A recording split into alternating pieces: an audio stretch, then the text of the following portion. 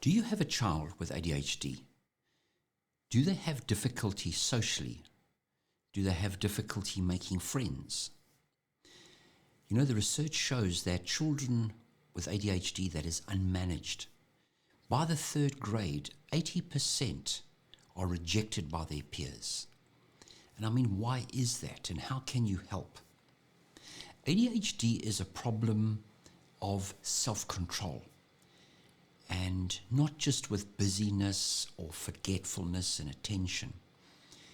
I think all of us know that, you know somebody in your immediate social circle who is maybe an impulsive person, energetic, busy, mind full of ideas, restless, antsy.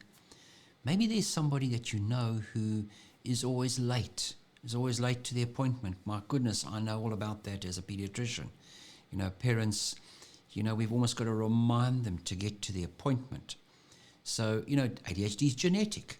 So, it often follows in families. There's often someone else in the family that has ADHD. And if you think back as a parent, you might start to recognize that maybe you or your partner or someone else in the family had difficulty socially, did not enjoy school. Almost everybody with ADHD does not enjoy school. So one of those factors is not just academic, but social. And when a child is busy, rambunctious, children initially forgive them for those sort of immature little behaviors. But after a while, when a child starts to be very personal, in your face, not being able to listen, always want to interrupt, always want to be in charge, bossy, overly controlling. In class, they're noisy. I often ask children in my practice, how is school? Is there somebody who's noisy in the class? They always mention there's someone naughty in the class.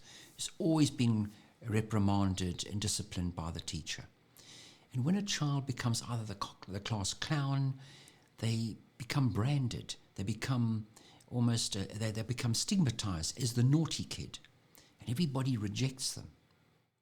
And those kids then have to kind of compensate by different types of behavior to try and attract attention.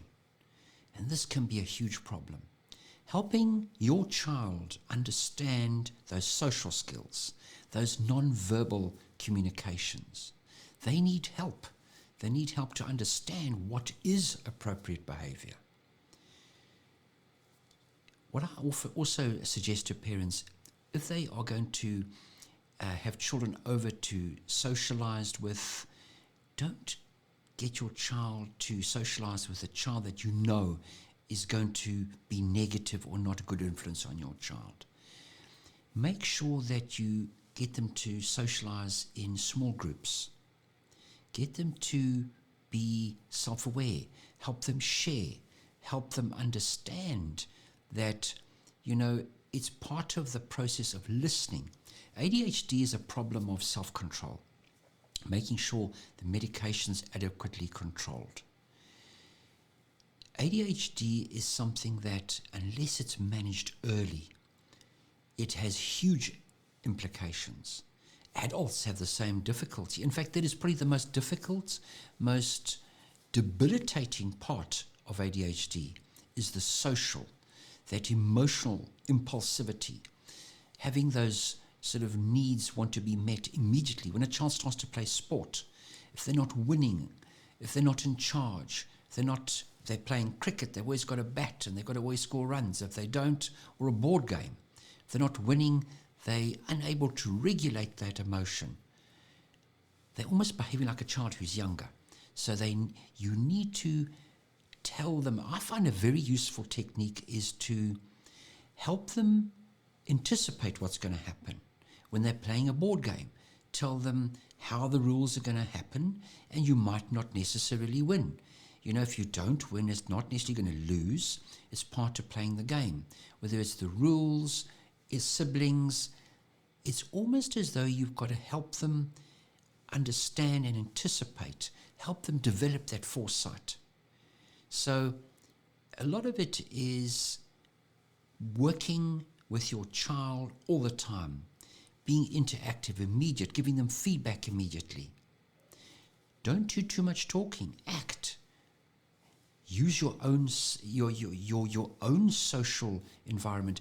Lead by example, and make sure that they have their medication 7 days a week.